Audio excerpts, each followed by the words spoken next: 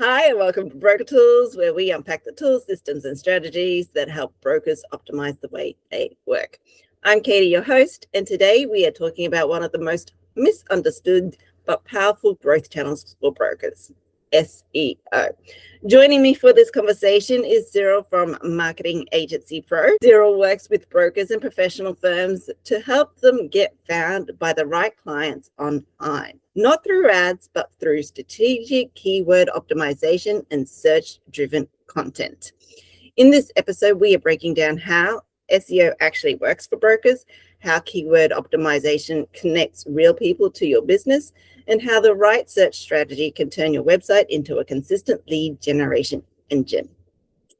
If you have ever wondered why some brokers seem to show up everywhere on Google or in an AI chat, and how you can do the same, this conversation is for you. Cyril, welcome to the pod. Thank you for having me. I'm really excited. We were having a pre-chat, obviously. And, we were just saying that SEO is really the world of experiments. Sometimes you hit, sometimes you miss. Before we go into this whole world of those great unknown experiments, how did you first become an SEO agent? So I was doing Facebook ads when I entered, was in that digital world. And one day, like a previous business partner / mentor asked me to help him for an SEO project. And I thought I knew about SEO. And as I started working on the project with SEO experts, I realized how much I didn't know, but also how much I loved that. It was a new challenge. I was like, with Facebook, I was like, I've done so much of that. I wanted something else a little bit. So it was a very interesting challenge. But after that project, like my mortgage broker was telling me on how they had another agency doing their SEO and it didn't work, after like 6 to 7 months. And I was like, if you want, I can give it a try. Why not? And after like maybe month number 2, they started getting leads and it just started working like really well. Like they had their leads record last month, like 52 leads. And that's how I've thought, well, look, I'm onto something here, and I might just, with marketing, if you try to help everyone, you attract no one. And I kind of needed to find a bit of my niche because I really want just to keep going on that SEO adventure. And because it went well with my mortgage broker, I thought, I might just try to target to find more mortgage brokers to help. And that's kind of how it started, really. Nice. So you're not just an SEO agent, you actually specify in helping mortgage brokers particularly. Yes, and we started doing Facebook ads recently as well. But my main, like the things I've been doing for the last 3 to 4 years now is really SEO for mortgage brokers.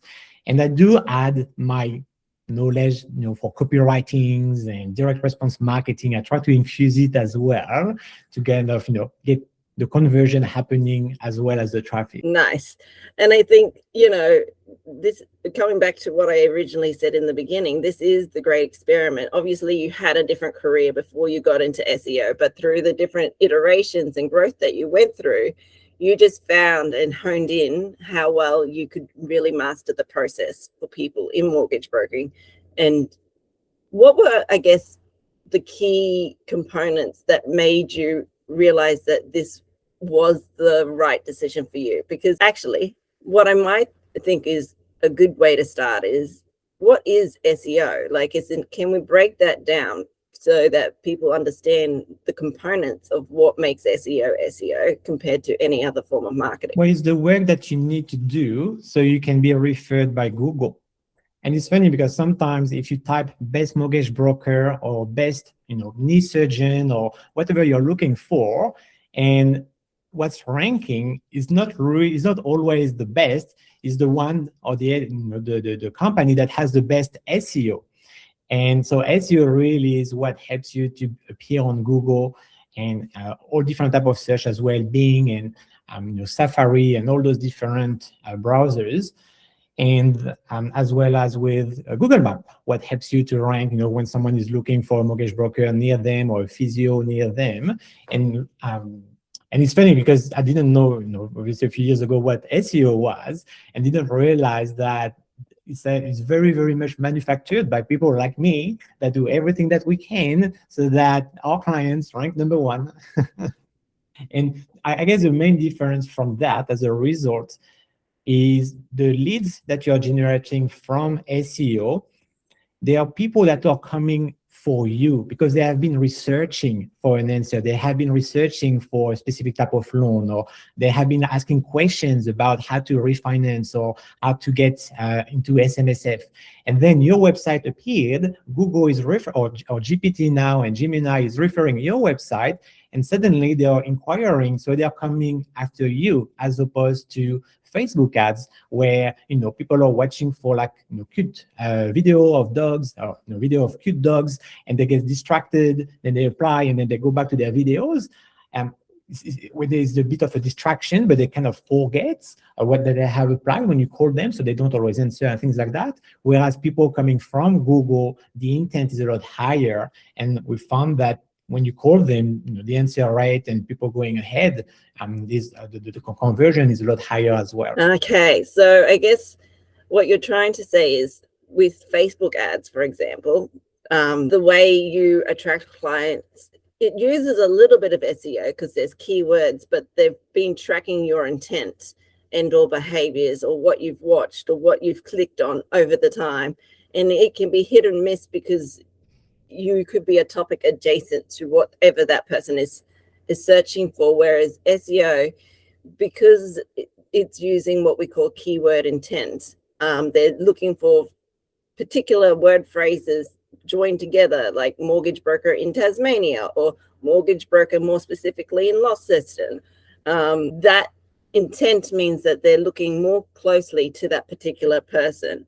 Or I'm a nurse and I am looking for my first investment property. It's having those like keyword intents means that that person is more of a prospect than someone who's just generally looking and generally having those possibilities of being the right client for you. And I think they are more ready to go ahead because they are more active in their search. And on Facebook, you can still get similar, those ones as well, because they use Facebook as well. Obviously, they're on Facebook as well. But I think that they just remember you a bit more because they went through your website or they read an article that I've written, and beneath their brand, obviously, and they are more likely to remember when you're calling and say, "Hey, I'm from XYZ Finance," and it's like, "Oh yeah, I read this article," and the conversation is a lot easier that way as well. Nice. And I guess if we were to look at this as two types of audiences, the value of SEO compared to like a Facebook ad is that Facebook's going to present an ad generically based on a few keywords that someone is searching for. So they might be looking for a mortgage broker and they might be looking for somebody who does investment properties, but it may not be always specific to a nurse, though you can definitely hone that in. Whereas SEO really is almost like an educational guide that walks through all the pain points a particular person or demographic that is very, very niche is looking for. And it hopefully speaks to the heart of the person through particular words and phrasing. And whether you are creating the content for it or the broker themselves is creating this content, it's really that process of who is your avatar and what questions are they asking? What particular words do they often repeatedly say? And how do you put that type of information into your written content? Because that ends up being the value piece. Yeah, and that will, once you know what they are asking Google, then you provide the best answer. And I think the behavior is also different when people they are researching on Google, they are researching for a specific service, whereas they might have an interest when they're on Facebook, but when they're on Facebook, they are not always researching. They are not actively researching for like a mortgage broker on Facebook, but they see ads about mortgage broker, loan, first-time homebuyer loans, and that might attract them, but they don't have the same behavior. And I think the behavior when they are on Google is a lot more in commercial. Yeah, and so this is where the value of SEO can be better than, say, ads in and of a moment because of the buyer intent. Those who are pre-researching are actually more likely to go through and finish a sign-up form or document because of that process. Yeah, exactly. A lot, what happened is you send all the documents, they say, yeah, I want to go ahead, and you ask for their pay slips and all of that. And it's a lot of information. And I think when they have that experience from Google, it just seems to work a little bit more easily. Like just when we look at the numbers in conversion. And but the other, the counterpart, however, is SEO takes a lot longer. The good thing with Facebook, obviously, is that you can get leads maybe a little bit more quickly. So I guess it depends on how long your website has been live and a few other things. But that's the other thing is SEO that has that premium leads, but it just takes longer to get there. Yeah. And I guess this is the great experiment of SEO, because most people have had a bad experience of SEO. So what would you say are the typical offers that are out there, and how you would probably operate differently so that you would get clients' results? What's the difference between those types of services? So for all the campaigns I've taken on, including my mortgage broker, like the first client, and it's something, even if you want to do it yourself, that's actually one thing you can do, is publishing a huge amount of highly relevant, high quality articles and creating multiple loan pages. And we go really, really hard. We spent a lot of work at the start. And I think that's the main difference is you need to be very topical. And for Google to be able to trust your website and think you're the expert, it needs you to provide a lot of content that is proving it. And that's I think the main difference is the amount of words that we are writing. It could be up to like 60,000 words in the first few weeks. And when it's done right, then suddenly you're very, very relevant, very topical, and then it sends some strong signal to Google, and it cannot ignore you anymore. There's other things that helps as well, like we want to make the website as fast as possible. You want to make the website clickable and work on, because sometimes it's two different sections. Like there is SEO on one side, and then there's conversion rate on the other side, whereas I think it's best when it's merged, where even if you're producing content for SEO, try to make it a bit more compelling so people click on it and read it, especially if there are articles that are ranking, online. So for people to go to your website and read your article. And I think it's that mix of quality and volume that makes the biggest difference. And the other thing that I found is not where again, let's just say the most challenging elements is depending on the keywords you want to be ranking for. If you want to go for very competitive keywords, you need to have a high domain authority, and you generate that. One thing that determines that is how many of other high authority websites link back to your site. And that's a bit of a Pandora box. There's so many things happening. So many, like, you have to be very careful on how you do that. But that's another way where we found that nice little avenue and strategy to get the right amount of links, and it's called backlinks that refer back to your website. Yeah. That say to Google, hey, look, we have all that content. It's really good. It's relevant. It's awesome. People love it. But not only that, we have all those other websites that you trust, that Google already trusts, that is now telling you to trust us. And that's the combination really gets this increase in ranking. Yes. So what I hear for you from what you're saying with SEO, there are all these like elements that make it really work. And ultimately it comes down to, are you authority within this particular search domain that somebody might be looking for? So sure, you might be a mortgage broker, but that's one level of keyword optimization. It's now getting into the nitty-gritty of optimizing the authority. So if you specialize, for example, in nurses, It's what headaches or what experiences do nurses have, and do you have a content page that's dedicated to, say, a nurse who specializes in pediatrics versus a nurse who specializes in emergency care. That because emergency care nurses do different things to pediatric nurses, and how they operate their day, how they earn their income. What we're trying to do is build out a whole profile of a person and then make that content around that. But then how does Google know that you are the trusted authority? And then this is what you're saying the backlink strategy is say another directory or another referral partner says, hey, if you need to talk to somebody about emergency care nurse mortgage broken loans, go here. And even if you know, for instance, like an accountant, or you work with property groups, or even lawyers, it depends on but that have a website that somehow is relevant to what you do, is under the finance umbrella, and you can, that's a good way to get some backlinks.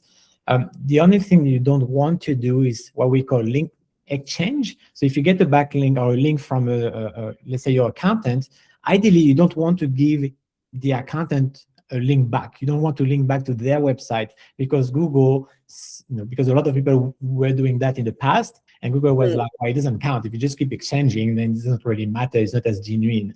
So I have to be a bit careful with this.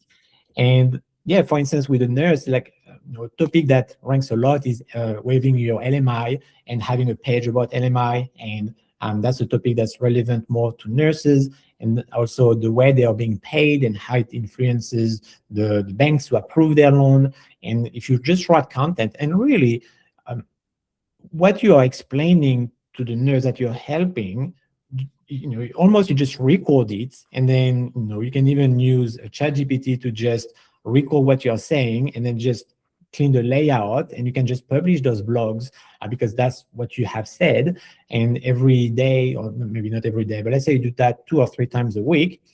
The way I see it is it's really, really like gardening. You plant your tree, you plant your seed, and then it will grow a little bit every season. It will grow a little bit more. And then if later on you want to do proper SEO, what you have done by publishing those blogs would definitely help with whoever is taking your campaign.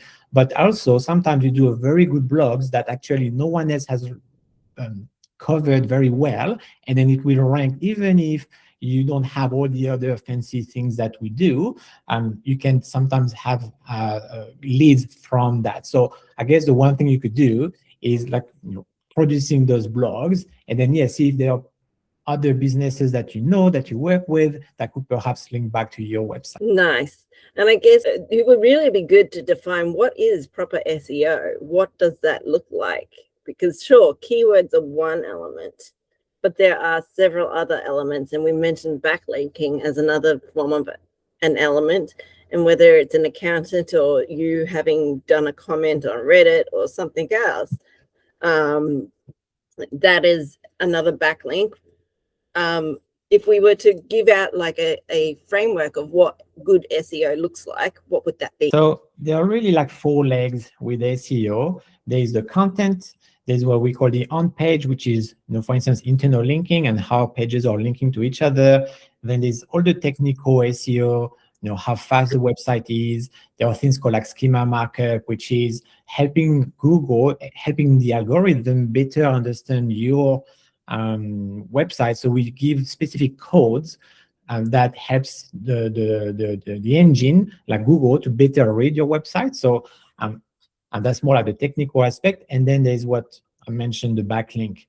And I guess the proper SEO is to touch on all of those. But for instance, when it comes to do blogs, one key direction would be to be very relevant. Try to be relevant and unique, but as relevant as possible, and always go more like specific to a topic. Go as deep as you can, and you're more likely, as opposed to try to write about everything, all this type of loans. It's good to go very, very specific, get some wins there, and then you can move to another vertical. And there are things like when you create a page, like a loan page for instance, refinancing, then every page has what we call headings. So you can see yourself the headings, but you need to tag those heading in a specific way. So there's like H1, H2, H3, and so on.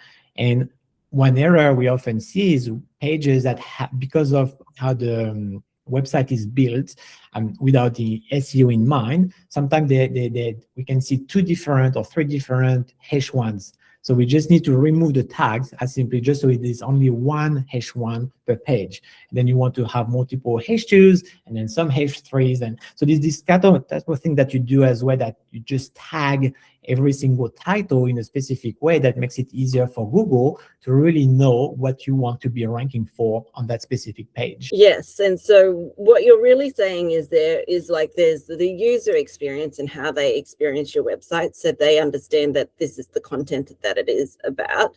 But then there is what we call the robot reading algorithm. And because the robot needs to know what your website is talking about, they notice H1 tags, they notice H2 tags, they will notice these like markings within your document, because essentially a web page is like a giant document. Yeah, exactly. And it's saying, hey, notice these patterns of behaviors. This thing is the main subject, so pull that out. But if you have too many main subjects, it gets too confused, because you're like, I don't understand what the topic is about anymore, because you've got H1, H1, H1. Whereas it's almost like main topic, then H2 is like a subtopic, and then H3 is like a subtopic. Exactly. And it's funny because Google became smarter and smarter in understanding what the human wants and understanding what we do. So even if sometimes some of those weren't done really well, but if the content was still very high quality, you could rank. What is interesting is, at least at this stage, it kind of revert back a little bit with AI. So AI needs more of those marking now than you would need to rank on Google. It's a bit more complicated than that, but the point here is that all those marking are even more important now, not only to rank on Google, it helps, but also for AI to find you and understand, oh, this might be the expert that I'm looking for. Yes, I think we call it schema in our world of technology, but when you think about it, it's really like data. Like, can we extract this data out to say that this is the key topic of interest? It is no different to setting up a CRM. CRMs have their own schema data, and when you're onboarding a client through it, you're collecting data about that client and their lending position, and that information gets stored in your CRM in these like defined fields, so that if you need to extract that at a later stage, you can. And now with AI, it's kind of using those same processes, because when you've marked what this piece of information actually means, they can now do what we call semantic search. Yes. Yeah. Okay, cool. I'm making sure I'm understanding you correctly, and I'm also using what I know and maybe what others in the industry or what maybe brokers understand. If you don't understand any of this and you want us to break it down further, please let us know. Obviously, I don't want to over-explain anything to anybody, but I just think sometimes SEO is such a big topic. And now that we've got AI SEO coming in, or agentic, or however you choose to use this language, SEO has now changed from search engine optimization to search everywhere optimization. Yes, yeah, exactly. And very interesting, like now we have, my clients, they are saying how they are getting inquiries, and when they ask, oh, how did you find about us? They say, oh, well, I was asking ChatGPT about refinancing and how I can do this and how I can do that, and then it just referred your website. And I think people sometimes, before even looking for a specific agent, like a company or a mortgage broker, they want some clarification, and they are using AI for that more and more. They might still use Google when they are very commercial and they say, hey, mortgage broker near me, for instance. but then AI helps you in some ways to be in front of them before everyone else. Once you start ranking on AI, obviously. And the funny thing is, with SEO, we can see we have a lot of data with keywords and volume and how many times every month um, people are typing for this specific term. So for instance, mortgage broker for teachers, maybe there's like 50 search a month, and refinancing my home loan, there's maybe 1,000 search a month or whatever the amount is. But then for AI, it's a lot more specific, and we still don't really measure. Now we start having our SEO tools that start telling us, how you're mentioned on AI and what you're mentioned for. So we start getting more and more of that data, so we'll be able to track. But for now, I think it's kind of like a bit of a guess game, and really knowing the audience. And sometimes what I like to do is, instead of trying to think, oh, what are the keywords or what are people are looking for, is more about, well, this is one topic, about refinancing. How about I just share everything I know about refinancing? And what are all the topics I can write about refinancing? And one thing I do often that anyone can do is you ask GPT, hey, I want to become the #1 mortgage broker to be found about refinancing. Give me all the topics I can write about. And it's going to give you a lot of topics. Not all of them are good, but you can start seeing, and then you just say, categorize them for me. And you put that into 5, 6 categories. And then you take one category and you say, can you add 3 more topics here that are funny, or 3 more topics that are controversial, and or that people will be surprised about. And you just have all those the other way to qualify the question, and then you start getting so many different topics that AI helps you to find. And if you do that and you produce all the content over time, you will really, you're more likely to rank. And it's kind of using AI to help to rank on AI. Yeah, and I guess this is where the quality versus quantity kind of, matching occurs, because sometimes you want the quality, and the way to get quality is answering those frequently asked questions. And sure, you might have quantity as in lots and lots of blog posts, but if you're not actually directly asking or answering frequently asked questions, or questions that the person is trying to process, or even answering questions that they don't know that they need to ask, it's almost stepping into the shoes of the other person and knowing the journey they're on, and what pieces of information that they don't know that they need to know to get to the end result, and being able to service that. And exactly. And when it comes back to the question, I think when in terms of quality with using AI, the one thing you always need a human to be selective and say, out of 10 topics or 10 questions, you will see, not all of them are good, but then you will find a couple that are really good, and that's the one you go with. And then obviously that's even better when, often I speak with the mortgage broker and say, when people are on the phone with you, what do they ask you? And tell me more about this. And we go a little bit deeper. And that's where you get something that's very unique, and Google value that. So if you put those very unique thought that you cannot get on, you cannot Google, that you cannot get from ChatGPT or Gemini, because they are your own specific strategy and they're very specific questions. And that's highly valuable, especially in Google's eyes, because it does value uniqueness. And that uniqueness means that you are the topical authority. That's what we call it in SEO, but exactly, and ultimately that's the power of SEO. And whether you are looking to be found on Google or chat, it's making sure that you know your topic inside and out, and are able to share those nuggets of wisdom in it's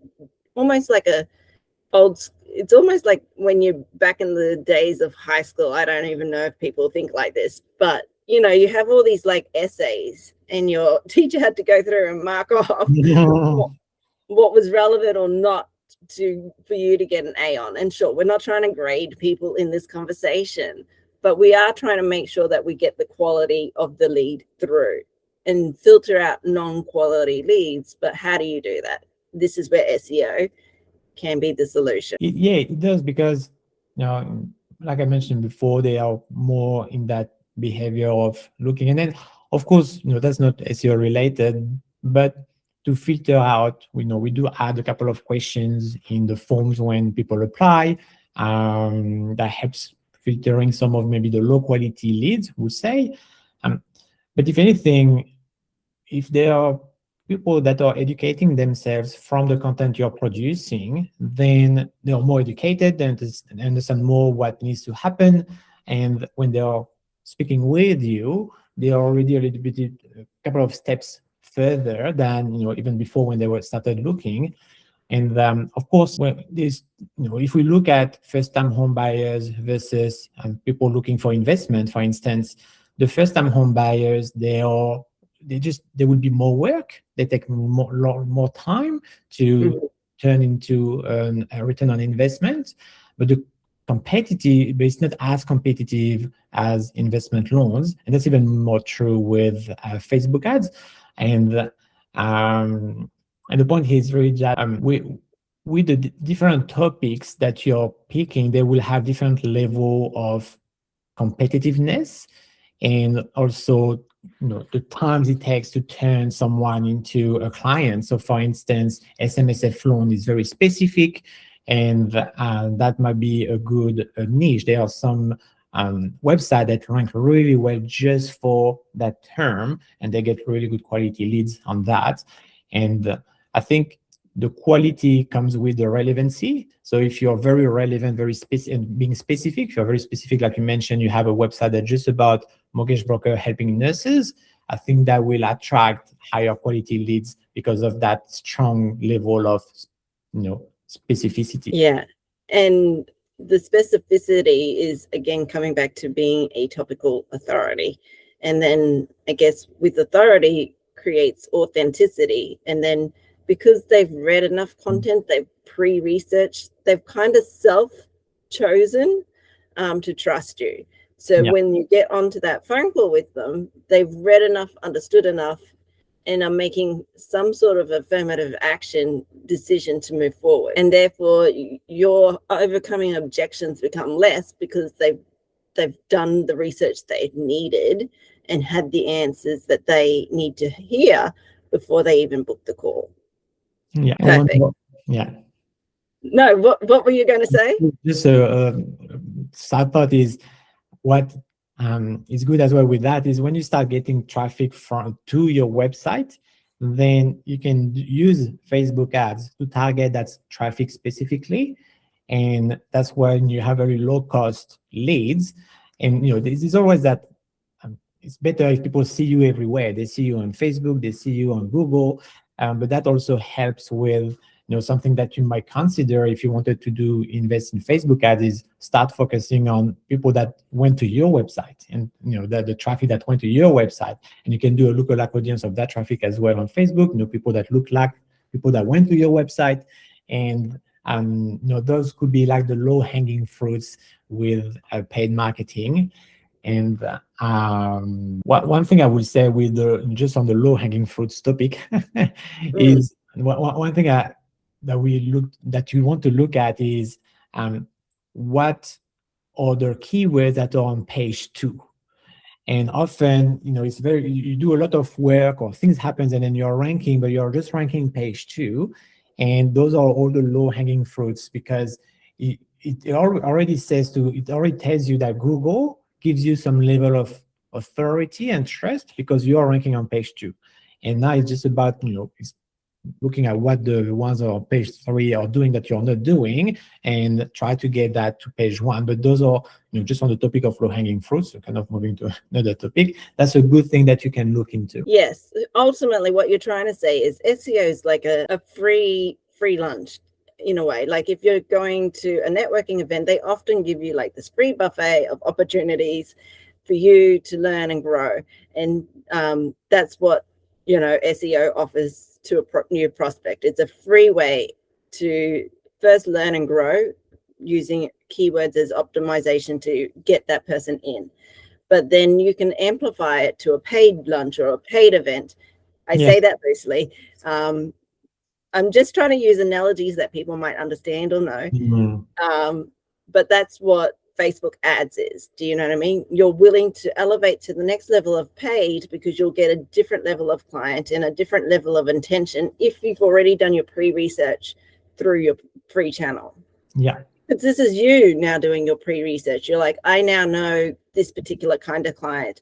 I've now marked this particular client in my CRM as a great kind of client. I want more people like X or Jimmy or whatever their name is. If you want, because you've now taken people through a great journey and learnt how they understood why they chose you, what made them pick you, and how they became a great client, you can now go out and use Facebook ads to go, this is what we call the lookalikes.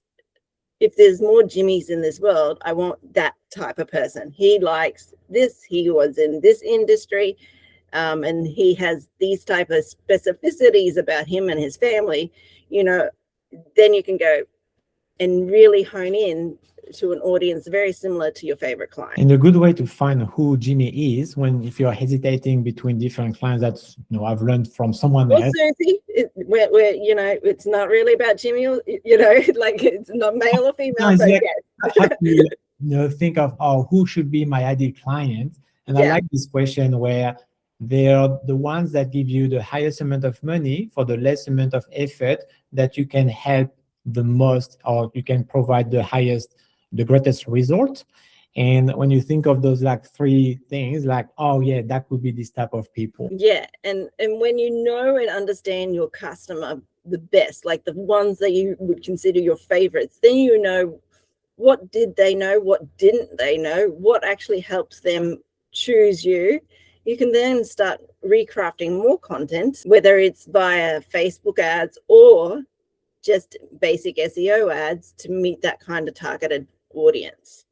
Yeah, perfect. I'm glad that we've kind of like really framed it up, because at the end of the day, we're trying to make sure that this piece of podcast is actually helpful for you. So whether you do it, or obviously, you know, Cyril's here to help you, because, you know, you understand the weeds and the mechanics a little bit more. And I want to be clear that SEO it can be complex if you don't understand some of the mechanics.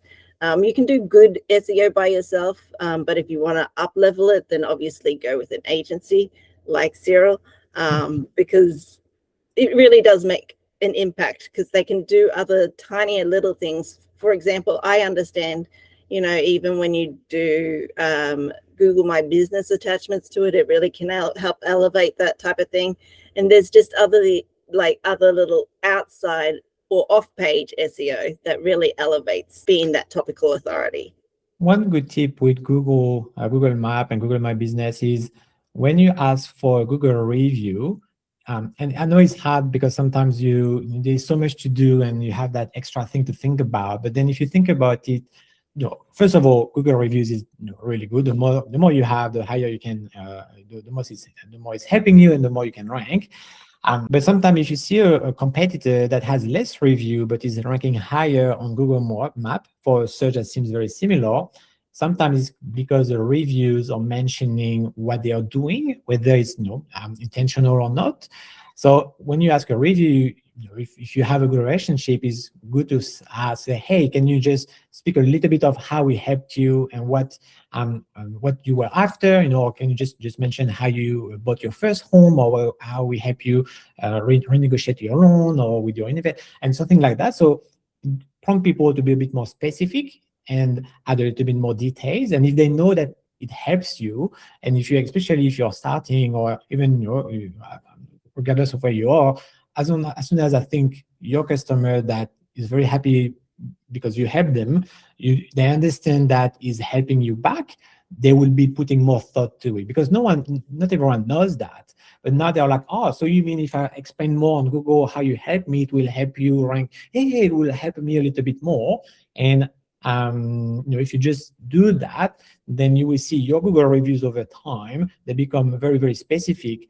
And that's one of the best way that you can rank, organically with, I guess, less effort. Yeah. And if you need help with your Google reviews, testimonial collection, then one of the other people that we did a podcast with earlier, Testimonial Donut, they automate that process for you. So Nice. you can go check out that podcast if you want. They do a little they also happen to have a fact find collection tool called Cadam. Not to hijack it, but it's one of those things where if you look at that podcast, towards the end, we have a little demo. Oh yeah, because like Google reviews is to me the best investment. Whatever you can do to get those reviews. So if they are helping, I haven't seen the podcast, I will watch it after this one, because I think and I know that's what will give you the best return on investment. Not only it helps you to rank higher, but obviously you can turn that into testimonial. And people now, they know, it's hard to build trust. It's hard to know, is that the real deal? So, obviously Google reviews helps you with converting, but it definitely has a great impact on how you rank, and how you rank even on, on the phone when people are searching for you, even on Google Map and things like that. So that I would definitely invest in ways to automate that, because it's hard to just think of everything. So if you can have that automated, it's a big win. Nice. And we've talked about a lot. And I guess if we were to summarize a couple of the key points around SEO as a process and how it would help someone, what would you say and where would you take them through? Or for them to do if they wanted to. Well, if they want to do it themselves, or what you would do if you were doing it for them. So, well, first of all, is really focusing on a specific niche and writing as much articles as possible.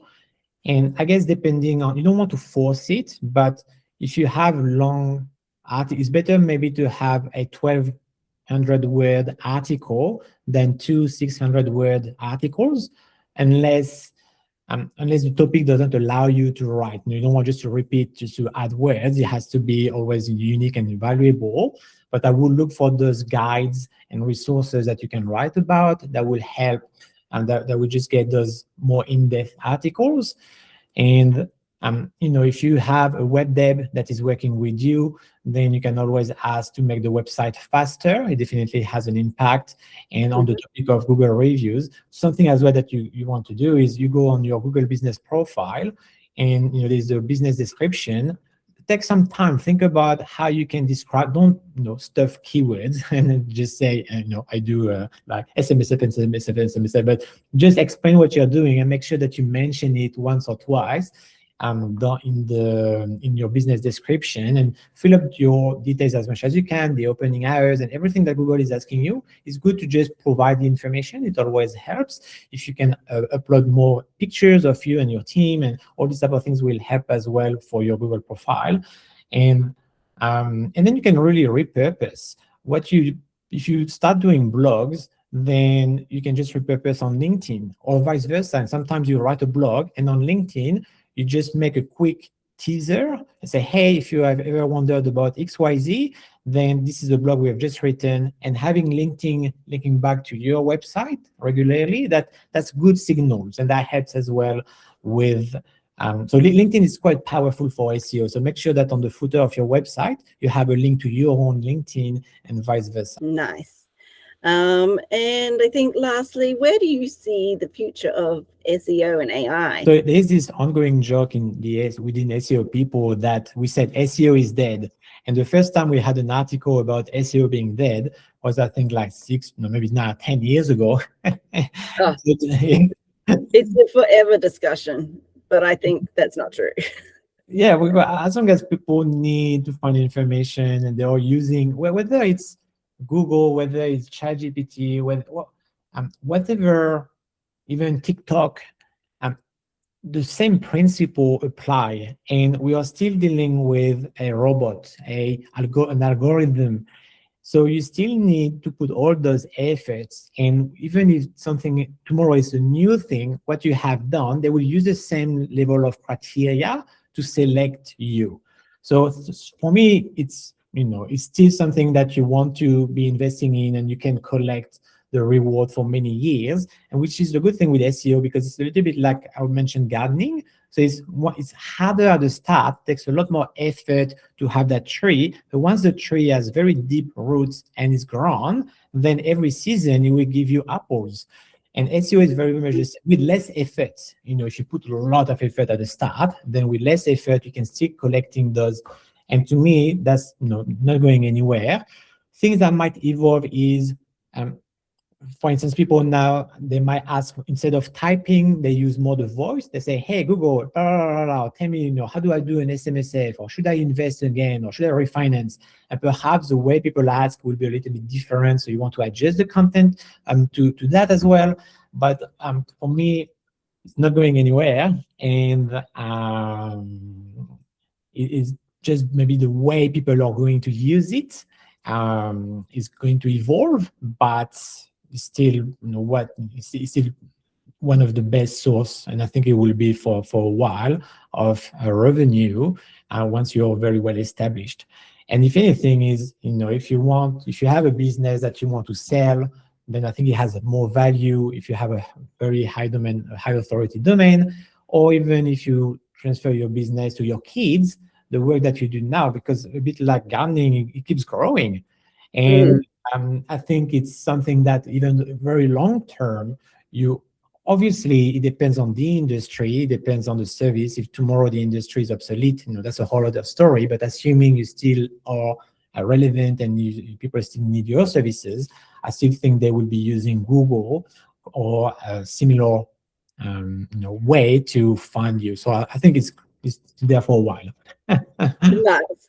One of the things I've learned over the years with SEO is or even any of the platforms, whether it's AI, SEO, Reddit, chat rooms, it's your digital referral partner. Do you know what I mean? You have this one person in your network, like a normal human, that, for example, you were saying an accountant, who you are always top of mind for them to be the go-to person for this thing. You are going to be their top broker for mortgages. You're going to be their top broker for asset, whatever your particular niche is. Google, AI chat, they're your top referral partner. You just need to make sure that you've linked up in keywords so that you're top of mind and they've pulled you out in the digital world and chosen you. Exactly. And you mentioned it a few times, Reddit is very powerful. You can see now it's actually ranking more and more. So there are very funny ways now you can rank using Reddit. We're doing some different testing, but it's good to go and comment. And if you use Reddit yourself, if you like it, do it more. Answer people's questions and go for it. And because it's quite powerful. And same with LinkedIn.